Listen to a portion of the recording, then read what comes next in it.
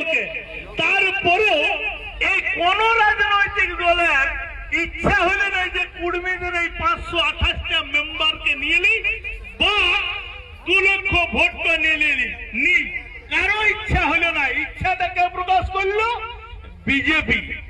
BJP বলছে যে আসুন, আপনাদের কি দাবি আছে আমাদের কাছে তুলে ধরুন।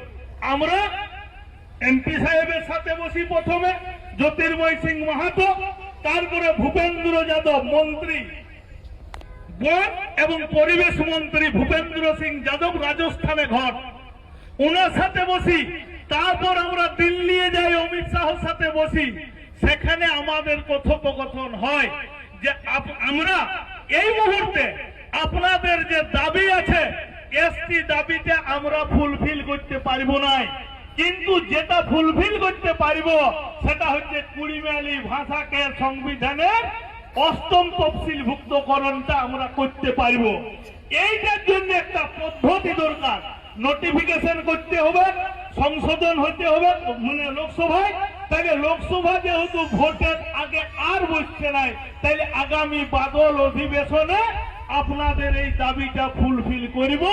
তার জন্য আমরা বিজেপিকে সমর্থন দিয়েছি, বুঝতে পারলেন?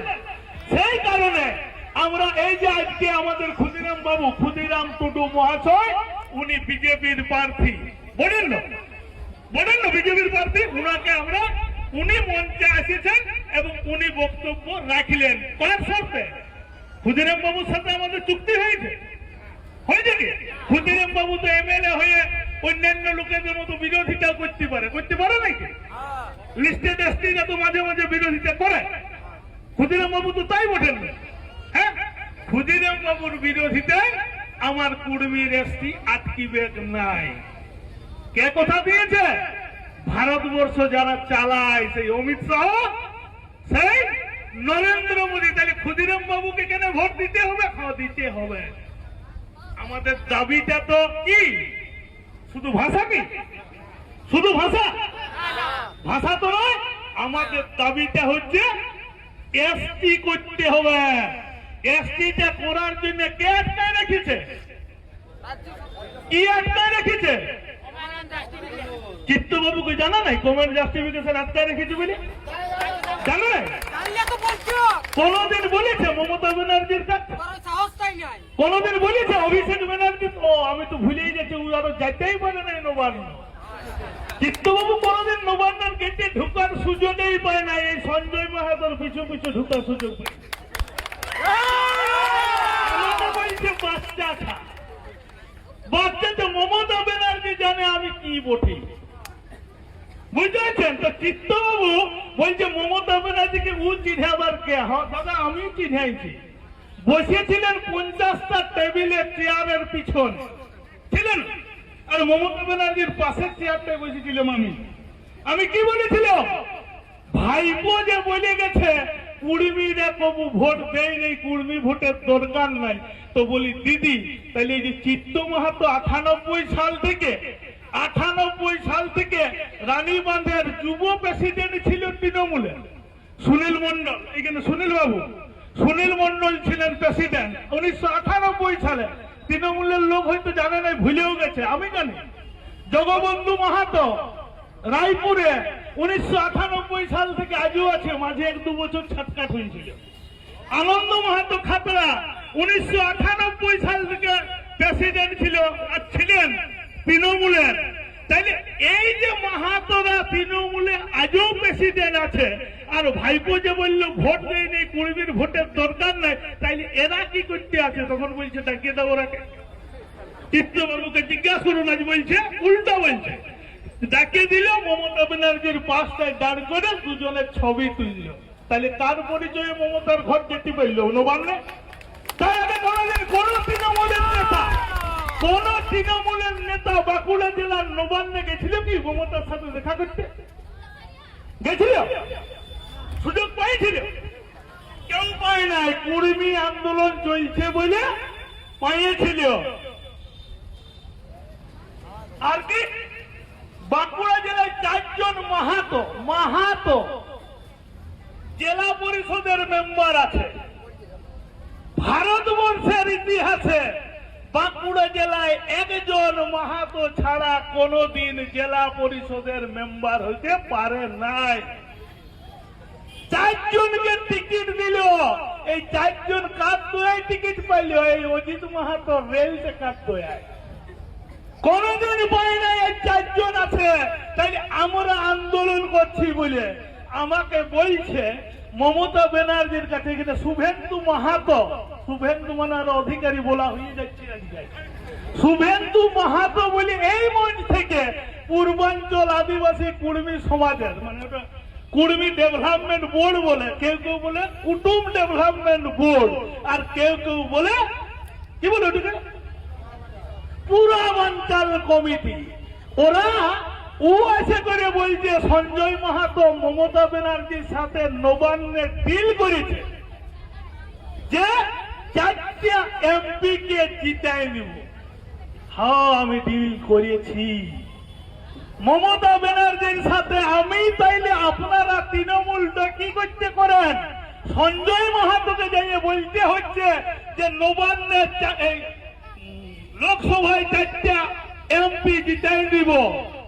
আমি বলেছি তার জন্য মমতা ব্যানার্জির সাথে ডিল হয়েছে 5 কোটি টাকা। শুনে রাখুন, এই 5 কোটি টাকাটা সঞ্জয় মাহাতোকে দেয় নাই। কাকে দিয়েছে জানেন? এই চিত্ত মাহাতোকে। এই চিত্ত মাহাতোকে, ওই আনন্দ মাহাতোকে, ওই যে সুনীল মাহাতো একজন বুড়া লোক আছে ছিল না এইখানের মঞ্চে, সেই সুনীল মাহাতো হচ্ছে চেয়ারম্যান। আর সেইটা টাকা 5 কোটি আমার কথা শুনে মমতা ব্যানার্জি ঢুকাই নিয়েছিল ওই কুর্মী ডেভেলপমেন্ট বোর্ডে। আমি কুর্মী ডেভেলপমেন্ট বোর্ডকে কি বলি তো জানেন? আইসক্রিম। অনেক লোক অনেক কিছু বলে, আমি বলি আইসক্রিম। আর এই লোকগুলো হচ্ছে সেই 5 কুঞ্চিয়া। আইসক্রিমটাকে চুষে খাওয়ার জন্য একটা কুঞ্চা দরকার, হ্যাঁ, বরফ ঠেলার পিছনে 5 কুঞ্চে ঢুকাই দিয়ে কত সুন্দর নাম আইসক্রিম। তেমনি এই আইসক্রিমের মতো হচ্ছে কুর্মী ডেভেলপমেন্ট বোর্ড। আর ওই 5 কোটি টাকা লুটে খাইয়েছে এই চিত্ত মাহাতো, আনন্দ মাহাতো, সুনীল মাহাতোরা। আমাকে কি বলছে? অজিত মাহাতোর রেল টেকার হিসাব নিবে, কুর্মীরা চুল ছিঁড়ে দিবে বলেছে না? এখান থেকে বলেছে অজিত মাহাতোর চুল ছিঁড়তে হবে নাই। আপনি ওইখানে ডহর ছেকায় গেছিলেন, আগে সমাজ পরে রাজনীতি বলেছিলেন। ক টাকা চাঁদা দিয়ে এসেছিলেন আপনি? টাকা মারার গল্প যে বলছেন, আমরা বাঁকুড়া জেলায় আন্দোলন করি, আমার জমি বন্ধক দিয়ে, বউয়ের গয়না বন্ধক পর্যন্ত দিয়ে আন্দোলন করেছি। চিত্তদা ওই গল্প আমাকে শোনাবেন নাই। আর চুল ছেড়ে দূরের কথা, একটা কুর্মীর কিছু করতে পারবেন না, এটা আপনি মাথায় রাখবেন। কারণ আপনার এই ঘরটা বোর্ডে আছে, রোড বোর্ড, জানেন না আপনারা? এই ঘরটা দখল করতে এসেছিল বিদ্যুৎ দাস। শুনে রাখুন, 8 ফুটার বিদ্যুৎ দাস সেদিন এই চিত্ত মাহাতো বলছে ভাই সঞ্জয় একটু বাঁচাও, বিদ্যুৎ দাস ঘরটা দখল করে নিচ্ছে। আমি বলি দেখি বিদ্যুৎ দাস কেমন বটে। আছে করে হলুদ ঠান্ডা দিয়ে আটকায় ওই পাটিসের খুলায় ওই বিদ্যুৎ দাসের হাত থেকে এই ঘরটা রক্ষা করেছিল। এবং বিদ্যুৎ দাস তো বলেছিল যে ভাই আমার থেকে বয়সে ছোট, ও দাদা আমার বন্ধু, সেই হিসাবে ও আমাকে দাদা বলে। তাইলে বলি ভাই ওই কুর্মী ব্যাপারে তোমরা মাথা গোলায় না, তোমাদের রাজনীতির গন্ডগোল থাকতে পারে, রাজনীতির মধ্যে করো, আমাকে কিন্তু খেপায় না। তাহলে সবাই জানে সঞ্জয় মাহাতো জিনিসটা কি বটে, আর চিত্ত মাহাতো আমার এই লেজুরটাই পা দিয়ে দিচ্ছে।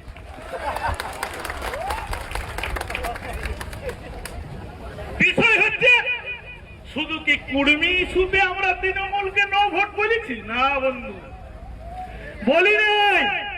এই এলাকা এসসি অধ্যুষিত এলাকা যারা শুনছেন, ওই ডক্টর তনুশ্রী হাসদাও শুনে রাখুন, আপনি এখানে তৃণমূলের প্রার্থী হয়েছেন, আপনিও শুনে রাখুন, আপনার এই পশ্চিমবঙ্গে 58 লক্ষ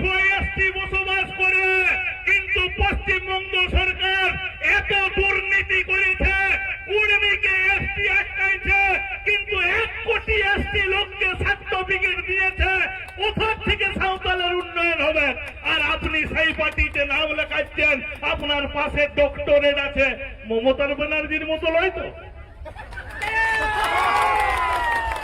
তাছাড়া এইরকম একটা রাজনৈতিক দলকে ডক্টর শিক্ষাবিদ লোক কখনো সমর্থন করতে পারে না। একে কারা সমর্থন করে জানেন? ওই অনুব্রত মণ্ডল, জীবন কৃষ্ণ সাহা, যারা পাঁচিল টপকে, জানেন এটা কেন সমর্থন করে? মমতা ব্যানার্জির কি আছে কর্মসংস্থান জানেন? নয় লটারির কাউন্টার দেখেছেন? রাইমালে কত লটারি কাউন্টার? আপনি ভাবছেন 30 টাকার কাটে 1 কোটি টাকা পাবো, পাবেন নাই দাদা। ওই 1 কোটি টাকাটা পাবে অনুব্রত মণ্ডলের বিটি, ওই 1 কোটি টাকাটা পাবে জীবন কৃষ্ণ সাহার বউ। আর আমার আপনার লুটে নিয়ে ভাইপো এসেছে খাতড়ায় হেলিকপ্টারে, কারণ ওই দিয়াল লটারি আপনাকে দাম দেই নেই, দিয়েছে ভাইপোকে 500 কোটি টাকা।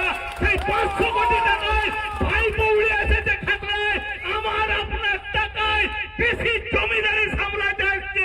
সুতরাং এই তৃণমূলকে একটা ভোটও দিবেন নাই। আমার স্বার্থে শুধু নয়, আপনারও ব্যক্তিগত স্বার্থ আছে, কারণ এসটি সম্প্রদায়ের টুটি টিপে ধরেছে এই তৃণমূল সরকার। দ্রৌপদী মুর্মুর মতো আমাদের ভারতবর্ষের 1 নম্বর নাগরিককে অপমান করেছে এই তৃণমূল সরকার, তাই কোন এসটিও ভোট দিবেন নাই। দ্বিতীয় নম্বর হচ্ছে বন্ধু, আপনি ঘরের জন্য টাকা পেয়েছেন 1,20,000 টাকা। এই 1,20,000 টাকা ঘর করতে গেলে 3 ট্রাক্টর বালি আনছেন, এই 3 ট্রাক্টর বালির দাম 3/7 21,000 টাকা। এইটার জন্য দায়ী হচ্ছে ভাইপো, কারণ আগে বিডিও অফিসে টেন্ডার হইতো 15 টাকায় বালি পাচ্ছম, ডিএম অফিসে টেন্ডার হইতো 2,000 টাকায় বালি হইতো, এখন সেই বালির দাম 7,000 হয়েছে, কারণ ভাইপো লুটার জন্য কলকাতা নিয়ে গেছে এই অফিসটাকে। তো অজিত বাবু বলেছেন যে ইয়ার পরে লড়াই হবে আমার এই বালির দাম কমানোর জন্য, কারণ মাঠে নামবো ওই টেন্ডারটা আমরা সংবিধানে পড়েছি যে বালি মানে নদীঘাট, ফেরিঘাট, হাট, বাজার, এইগুলার লোকাল যারা বডি আছে অর্থাৎ পঞ্চায়েত সমিতির হাতে থাকিবে। এটা কখনো জেলা যেতে কলকাতা যেতে পারে নাই। তাইলে আমাদের এইখান থেকে টেন্ডার নিয়ন্ত্রণ হবে এবং বালির দাম কমবে। আর এই 1 গাড়ি বালি এই আইসি সাহেবরা কত মারা জানেন?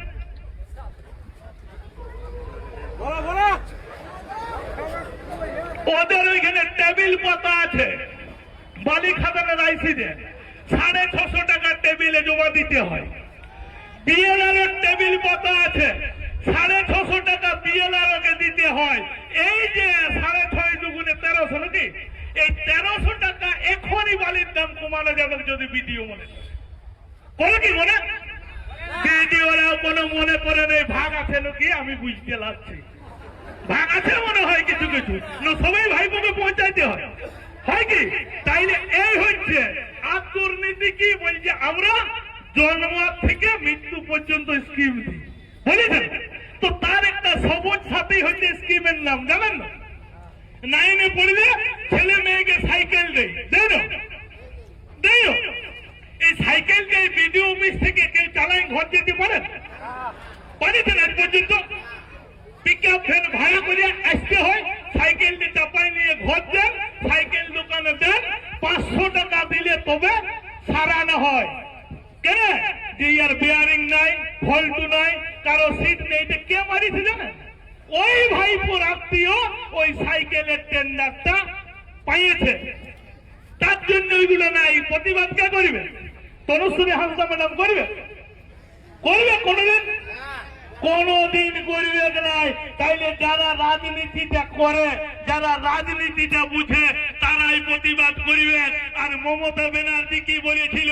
সিঙ্গুরে শিল্প করতে দিব নাই, 3 ফসলি 2 ফসলি, তার পরিবর্তে বাঁকুড়া পুরুলিয়ায় হবে। তো একটা বাঁকুড়া পুরুলিয়ায় শিল্পের নাম বলতে পারবেন? বলতে পারবেন যে মমতা ব্যানার্জি 15 বছরে করেছে? তাইলে কিচ্ছু করে নাই দাদা। আর কি এসএসসি টেট বন্ধ করতে মমতা ব্যানার্জি আমার আপনার জীবন যৌবন হরণ করেছে, আমার আপনার জীবন যৌবন হরণ করেছে। প্রতিষ্ঠিত বাড়ির ব্যক্তিদের কথা বাদ দেন, আমার মতো যারা 3 বিঘা জমি বন্ধক দিয়ে ডিএলএড করেছি, যারা বিএড করেছি, একটু আগে একটা বউ মানুষ গান করছিল ও ডবল এমএ বিএড বটে, আজও চাকরি পায় নাই। আমাদের কুর্মী আন্দোলন করছে সীমা মাহাতো, ডবল এমএ বিএড। আমি বলছি এই যে টাকা একটা এসএসসি হলো 26,000 চাকরি বাদ দিয়ে গেল, সেই টাকা লুটে জমা হলো পার্থর ঘরে, পার্থর খাটের তলে কোটি কোটি টাকা। আর আমার আপনার বউ জুটছে নাই, বোনদের বোন জুটছে নাই। আর পার্থ চ্যাটার্জি 75 বছরের বুড়া, 21 বছরের বান্ধবী দাদা জুটছে না, 21 বছরের বান্ধবী। তাই আমি এই পুলিশ অফিসারদেরকেও বলবো, দাদারা আপনারা এতদিন যা দাবেদারি করেছেন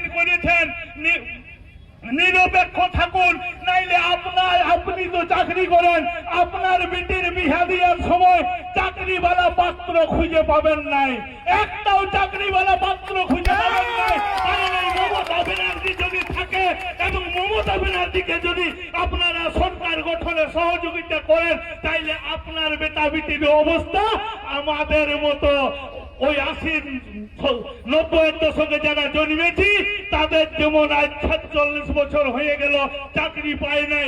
আপনার মেয়েকেও ঘরেই পুষে রাখতে হবে, জামায়াত করতে পারবেন নাই।